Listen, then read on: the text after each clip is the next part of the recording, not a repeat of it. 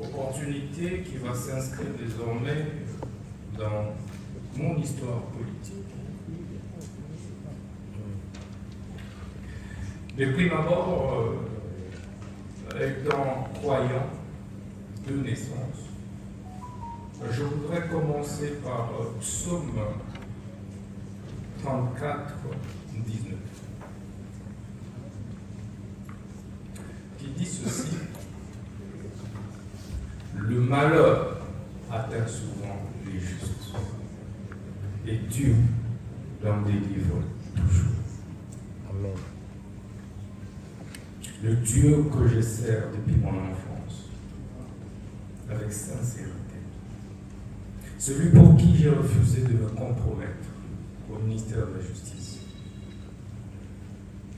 en servant les pauvres, les orphelins, les veuves, les justes et les vivants.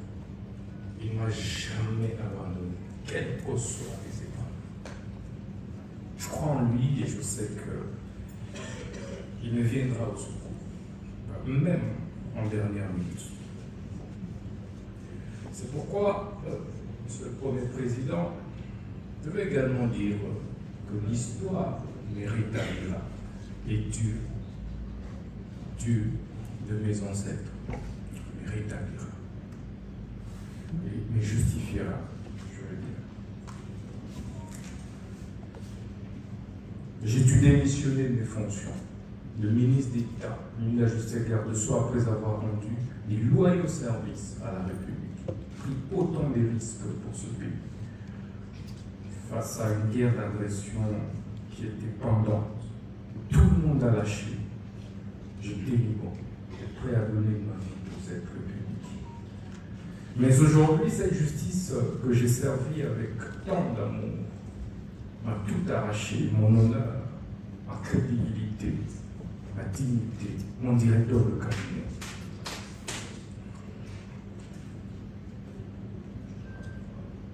Mais il y a un adage, un dicton russe qui dit que ce dont le destin définit le pendu ne se ment pas.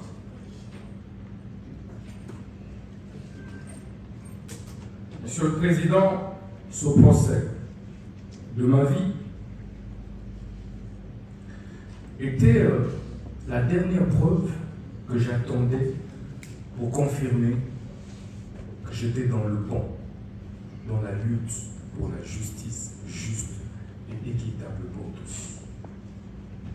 Ça ne me serait pas arrivé, je douterais de moi et de la lutte que j'ai menée depuis l'école, où j'ai créé, alors que je n'avais que 15 ans, l'association de lutte contre la tricherie. Et à l'université protestante au Congo, j'ai créé l'association de lutte contre les antivaleurs, président des étudiants. Je me suis opposé à toutes les antivaleurs, et de manière farouche, qui m'a fait valu pour la première fois de répondre en deuxième session, alors que j'avais distingué. Et je payais ce prix avec honneur. Au ministère de la Justice, je subis la même injustice. Alors que je voulais faire mon travail correctement, redresser les choses, pour le bien de tous, le bien du pays et des générations futures. C'est pourquoi ce procès est historique. Historique, Monsieur le Premier Président, parce que il me rappelle autant d'autres procès historiques, notamment celui de Patrice Emery Lumumba, dont je suis la réincarnation. En 1956, pratiquement au même âge, il avait été condamné à 1 an d'emprisonnement pour détournement des deniers publics. Mais quelques années plus tard, il sera notre héros national. Ça me fait également penser au procès de Fidel Castro, un de mes idoles, vers les années 51, où il prononça les discours les plus historiques, l'histoire m'en quittera. Quelques années plus tard, il prit le pouvoir et il reste aujourd'hui les héros de Cuba. Ça me fait également penser au procès de Lula da Silva, et ça c'est le plus récent, ancien président brésilien, mais jugé, condamné pour corruption. Et ça, c'est en 2017. Au sortir de la prison, il a été président de la République jusqu'aujourd'hui. Ce procès me fait penser au procès d'Étienne Tshisekedi Lumumba et de ses compagnons de lutte vers les années 80, parce qu'il luttait pour le changement. Il a été condamné